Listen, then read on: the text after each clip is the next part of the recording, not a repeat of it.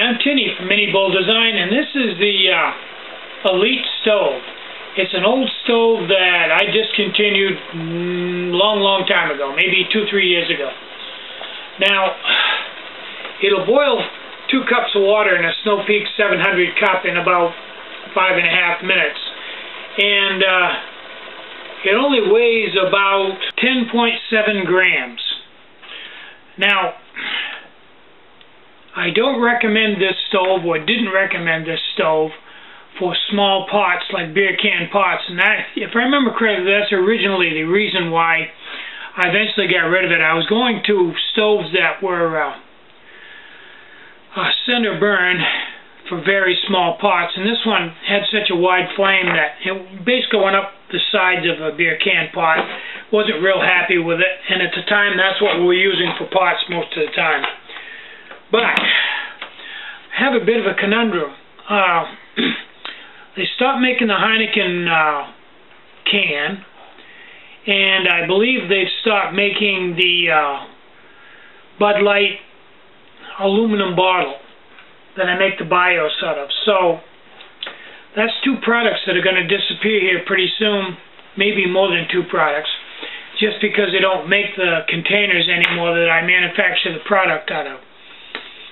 So I'm thinking that I may bring back some of my older designs that the cans are available for.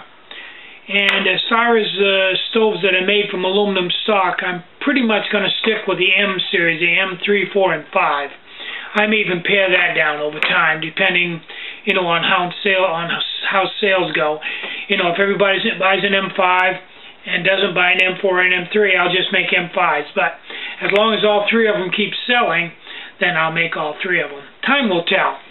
I've also been working on my backpack and working on getting a comfortable setup with a hammock.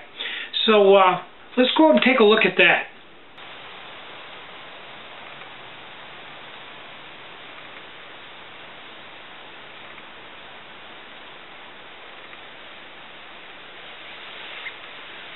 I've been working on the hammock to see how comfortable I could make it, and as Shug said, there's a fiddle factor involved in this, where you just have to pick this end up and pick that end down and back and forth and this way and up and down until you finally get it comfortable. Now, for those of you that haven't used a hammock, that may seem funny, but it's true.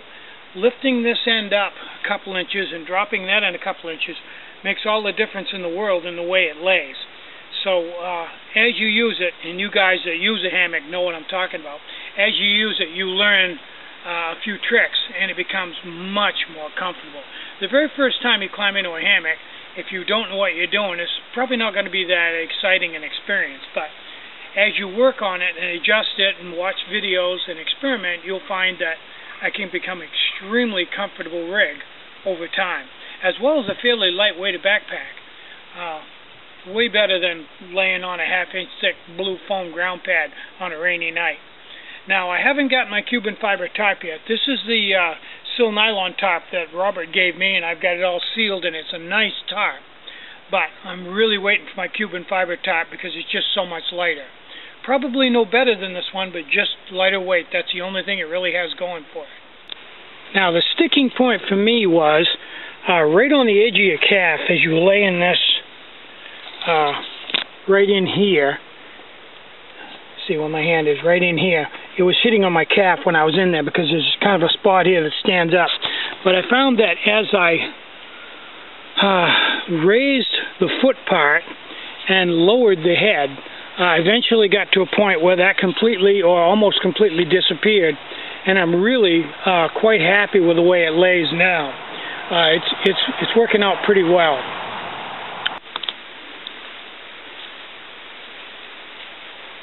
Now, as far as warmth goes, I originally had a thermalite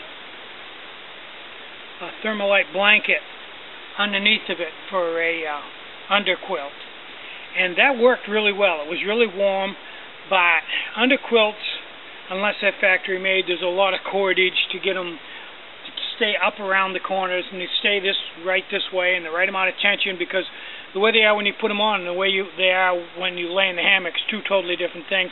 So there's a pretty good fiddle factor involved in that.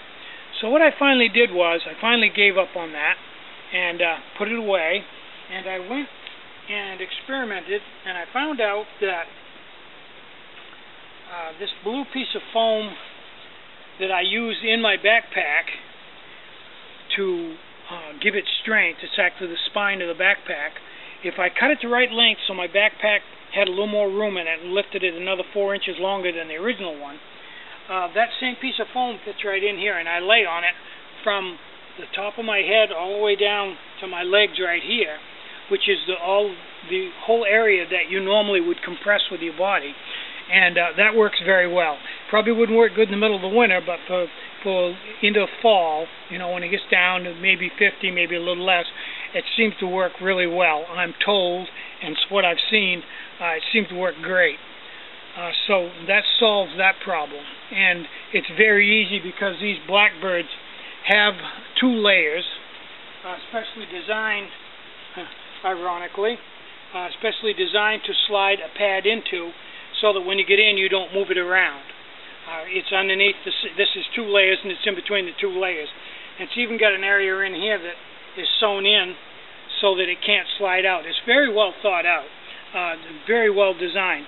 Now, I'd like to take a moment to say that the people that build the war bonnet blackbird, their quality of workmanship is beyond reproach. It's absolutely perfect. I've looked this hammock all over while I've been laying in it for hours, and I can't even find one stitch that's off on it. It's just quality is impeccable, fantastic, unbelievable. I don't know how they turn out this high a quality item over and over and over again. Just my hat's off to them. And also the weight is really good on this. And when I get the Cuban fiber tarp, I think in the end, switching over from being a ground dweller to a tree dweller, I think I'm actually going to be probably, depending on what I use for a pillow, about even up, maybe 3 ounces lighter. Because this foam that I'm using in my pack, as well as using in the hammock, that saved me quite a bit, because the new piece of foam is actually lighter than the old piece, even though it's bigger. So I'm ahead of the game there, and I'm going to continue. I may even take my M5 out and put in an Elite stove to save a ½ ounce. Maybe not. But, you know, I'm cutting all the corners here. Now, I'm almost 60, and I'm pretty sure that I'm just starting to go through my second childhood. I've always been kind of a kid at heart anyway, but you might think that's a bad thing, but I think it's a good thing, because my first childhood sucked out loud. So this time around, I've got much more control over what I'm doing, and much more money to work with and control, and the environment is stable. So when I go through the second one, I plan on enjoying this one, as you can see. So I'm basically getting up in the morning and building stoves for 3 hours, and then spending the rest of the day playing with hammocks and riding my bike. I did 10 miles this morning. I'll probably do another 10 tonight with Sue. So I'm Tinny from Mitty Bull Design. Get out and hike, take a friend, enjoy the great outdoors, and more important than anything, leave no trace, and have a really great day. Bye-bye.